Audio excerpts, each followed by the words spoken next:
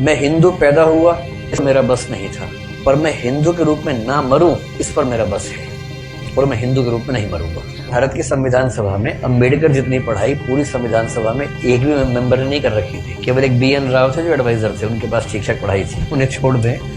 बाकी सब मिट्टी के मतलब पेंदे टाइप के थे, प्यादे थे उनके साथ में। पढ़ाई लिखाई का जो लेवल अंबेडकर साहब का है वो किसी का नहीं है। महात्मा गांधी घोर वर्ण व्यवस्था के समर्थक आदमी थे, इतने पक्के रूढ़िवादी थे इस मामले में, बहुत ही दकियानूसी किस्म के व्यक्ति थे कि वर्ण व्यवस्था उतनी ही नैसर्गिक और प्राकृतिक व्यवस्था है जितना न्यूटन का गुरुत्वाकर्षण का नियम।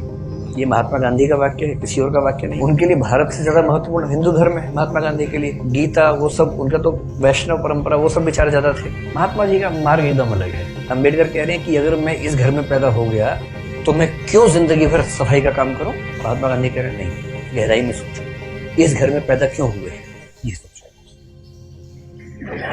ये उसका डिजाइन है, उसने जानबूझ के पैदा किया क्योंकि तुम्हारे अंदर सफाई के ही गुण है। अंबेडकर कह रहे तो दलित पढ़ेगा नहीं पढ़ेगा, पढ़ो लिखो MA करो PhD करो, लेकिन उसके बाद काम वही करना है, सफाई का ही। ये थे राष्ट्रपिता जी। ये उसी देश की बात चल रही है, सारे जहां से अच्छा हिंदुस्तान हमारा, हम बुलबुलें हैं इसकी, ये गुलसिता हमारा, उसी की बात चल रही है। किसी और देश, पाकिस्तान की बात नहीं चल रही है। सब पाकिस्तान था ही नहीं, पाकिस्तान पेट में था उस समय। कुछ लोग मैंने देखा कि सवर्ण मानसिकता के कुछ लोग अंबेडकर को देशद्रोही घोषित करना चाहते। सबसे बड़ी समस्याओं में से एक अंबेडकर भी थे। अंग्रेज तो थे ही थे। उनसे बड़ी समस्या ये है कि यार अंग्रेजों को भेजो ना, समाज क्यों बदल रहे हो। और अंबेडकर साफ साफ कह रहे थे कि अगर मुझे अपने हित और देश के हित में चुनना हो तो देश का हित नंबर 1 पे, पर यदि मुझे दलितों के हित और देश के हित में चुनना हो तो मैं दलितों के हित को प्राथमिकता पे रखूंगा। क्योंकि अगर अंग्रेज चले गए ऐसे ही तो यहाँ के सवर्ण हमें छोड़ेंगे नहीं, और दलितों की पराधीनता अंग्रेजों के आने से पहले ज्यादा थी। अंग्रेजों की उपस्थिति के समय कम पराधीनता थी। और मजे की बात है कि भारत की संविधान सभा में अंबेडकर जितनी पढ़ाई पूरी संविधान सभा में एक भी मेंबर ने नहीं कर रखी थी। केवल एक BN राव थे जो एडवाइजर थे, उनके पास शिक्षक पढ़ाई थी, उन्हें छोड़ दें। बाकी सब मिट्टी के मतलब पेंदे टाइप के थे, प्यादे थे उनके साथ में। पढ़ाई लिखाई का जो लेवल अंबेडकर साहब का है वो किसी का नहीं है। तो कुछ लोग मैंने देखा कि सवर्ण मानसिकता के कुछ लोग अंबेडकर को देशद्रोही घोषित करना चाहते हैं इन्हीं कथनों से कि दलित प्रश्न और देश के प्रश्न में दलितों को प्राथमिकता दूंगा तो बुरा मान जाते हैं। और उन्हीं से आप पूछो कि अगर हिंदू का प्रश्न हो और देश का प्रश्न हो, किसी प्राथमिकता दोगे? हिंदू, हिंदुस्तान है, मगर समझते हैं तो हिंदुस्तान है बोलते हैं, हिंदुस्तान है। मुसलमान तो आए हैं, जा भी सकते हैं, लेकिन हिंदुस्तान है। तो अंबेडकर उस समय पावरफुल हो चुके थे। और अंबेडकर को मैं तो बड़ा सलाम करता हूँ इस सेंस में। आमतौर पर वंचित वर्ग में जब कोई पढ़ लिख लेता है ना, अपने वर्ग से कन्नी काट लेता है। रिजर्वेशन का सबसे बड़ा दुख ये है, रिजर्वेशन का सुख ये है कि वंचित वर्गों के लोग आने लगे हैं सत्ता में। और जैसे एक गांव से एक बच्चा, दलित बच्चा IAS बनता है ना, पूरा गांव IAS बन जाता है। आरक्षण के वित्तीय लाभ केवल उस व्यक्ति को मिलते हैं जिसको आरक्षण मिला है, पर सामाजिक राजनीतिक लाभ पूरे गांव, पूरे कुनबे, पूरे कस्बे, पूरे शहर को मिलते हैं।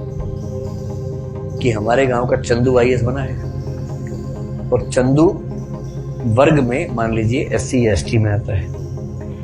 उस दलित जाति के, उस गांव के और आसपास के 100 गांव के सब व्यक्तियों के पास कॉन्फिडेंस आ जाता है। कुछ बिगड़ा, चंदू को फोन लगा दिया, चंदू बिटवा देखिए जरा। अब पुलिस वाले ने रोका लाइसेंस के लिए, रुको बात करवाते हैं। ऐसे करके कह रहे किसको फोन करो? चंदू को फोन करो। छोड़ दो, आप जाओ। कॉन्फिडेंस लेवल बढ़ जाता है। एक रिजर्वेशन का फायदा ये होता है, आर्थिक फायदा नहीं होता। रिजर्वेशन आर्थिक मामला नहीं है, तो सामाजिक राजनीतिक समतलीकरण का मामला है, उसमें उसको देखना है। और अम्बेडकर ने, आजकल क्या होता है कि जो बच्चा IAS बनता है सबसे पहले कोशिश करता है कि उसकी जाति किसी को पता न लगे कि वो रिजर्वेशन में है। और बहुत सारे लोग SC ST या OBC से रिजर्वेशन का लाभ लेकर अगर IAS बनते हैं तो कोशिश करते हैं कि शादी किसी सवर्ण समाज में। अम्बेडकर का सम्मान क्यों करना चाहिए कि वो इतना पढ़ने लिखने के बाद भी चाहते तो वो भी एक शानदार जिंदगी जी सकते थे। उनको मिल ही रही थी भाई। वो PCS ऑफिसर थे बड़ौदा में, पता छोड़ना है, नागपुर में शायद। और जब नागपुर में वो सिविल सेवक बनकर आए, फेलोशिप वहीं से मिली थी पढ़ने के लिए, जब वापस लौटे तो उनको पीसीएस अधिकारी बनाया गया है कि नागपुर में रहना है उनको, क्योंकि वो ऑफिसर हैं, उनको अपने रहने के लिए कमरा चाहिए या घर चाहिए। ढूंढ रहे हैं पूरे शहर में, कमरा ही नहीं मिल रहा। लोग पहले पूछते हैं जाति कौन सी है, वो बताते हैं कि महार जाति का हूँ, तो भी कमरा नहीं है हमारे पास। हम किसी दलित को कमरा देंगे ही नहीं अपना। ये 1920-30 के दौरान नागपुर शहर की बात है। फिर वो कह रहे कि कई कमरे खारिज होते गए। एक और घर में गए, एक कोई दूसरा ऑफिसर था, वो दिखा रहा था, दोस्त के रूप में हेल्प कर रहा था। तो वहां मालिक ने पूछा ही नहीं कौन सी जाति क्यों, इन्होंने बताया भी नहीं। ढिंडोरा क्यों पीटेंगे, उससे पूछा नहीं, उन्होंने बताया नहीं। कमरा मिल गया, रहने लग गए। और फिर वो लिखते हैं कि एक दिन अचानक सुबह उठा तो बहुत शोर मचा हुआ था। मुझे लगा पता नहीं क्या हो गया। खिड़की से नीचे देखा तो हजारों की भीड़ हाथ में डंडे भाले हथियार लेके खड़ी हुई थी। उनको पता लग गया था कि एक दलित आदमी इस घर में रहता है और वो भीड़ मेरा कत्ल करने के लिए आई थी। और उसके बाद कुछ दोस्तों की मदद से पता नहीं पीछे के दरवाजे से कहां से किसी तरह से उनकी जान बचा के भगाया गया उनको। इस दौर से वो गुजरे थे। ये उसी देश की बात चल रही है, सारे जहां से अच्छा हिंदुस्तान हमारा, हम बुलबुलें हैं इसकी, ये गुलसिता हमारा, उसी की बात चल रही है। किसी और देश, पाकिस्तान की बात नहीं चल रही है। सब पाकिस्तान था ही नहीं, पाकिस्तान पेट में था उस समय। और जब वो स्कूल में पढ़ते थे तो स्कूल में पढ़ते इसलिए थे कि उनके पिता सरकारी नौकरी में थे, तो थोड़ा सा ठीक स्थितियां थी उनकी, इस स्कूल में एडमिशन मिल गया। पूरे स्कूल में एक दलित बच्चा था बस, BR अम्बेडकर, बस। बाकी सब सवर्ण बच्चे थे। अब दलित बच्चा कैसे हैंडल करे? वो पानी पीने जाएगा, पानी को छू देगा, पानी पवित्र हो जाता है, उसमें हीलियम आ जाता है हाइड्रोजन की जगह। उसके बाद जैसे दलित बच्चा छूएगा, हाइड्रोजन के गुण बदल जाएंगे उस पर। तो एक व्यवस्था थी कि भाई पानी पीने की एक जगह थी सबके लिए, एक अलग से मटका था अम्बेडकर के लिए, अलग से रखते थे दूध, उनको वहीं पीना है और मटके को हाथ नहीं लगाना है।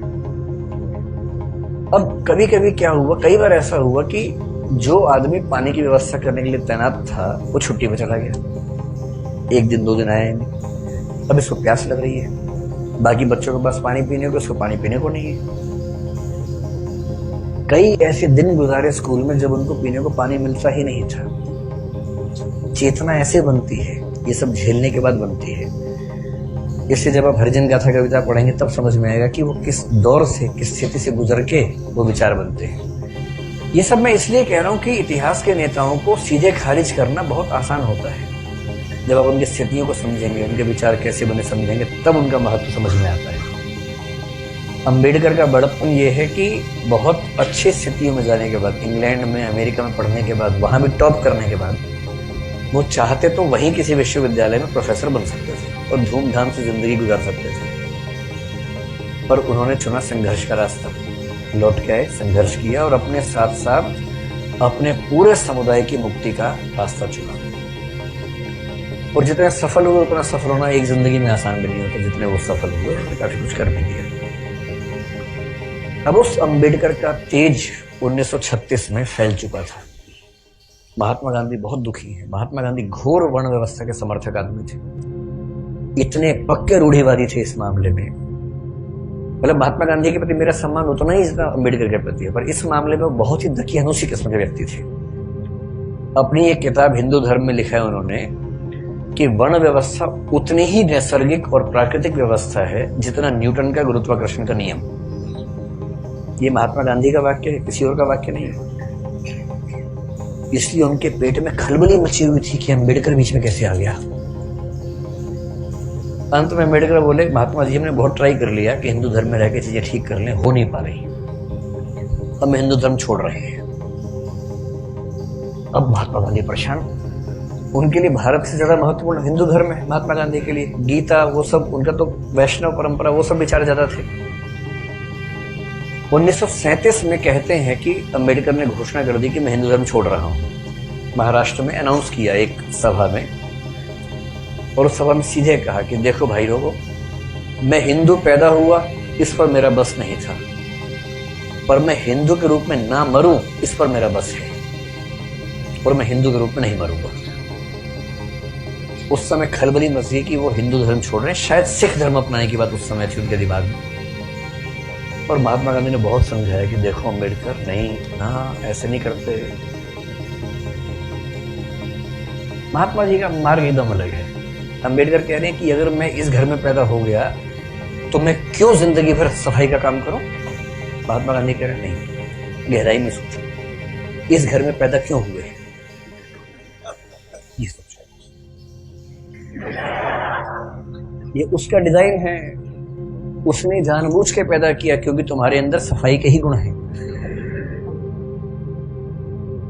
अम्बेडकर कह रहे तू दलित पढ़ेगा नहीं, नहीं पढ़ेगा, पढ़ो लिखो, एमए करो, पीएचडी करो, लेकिन उसके बाद काम वही करना है, सफाई का ही। ये थे राष्ट्रपिता जी।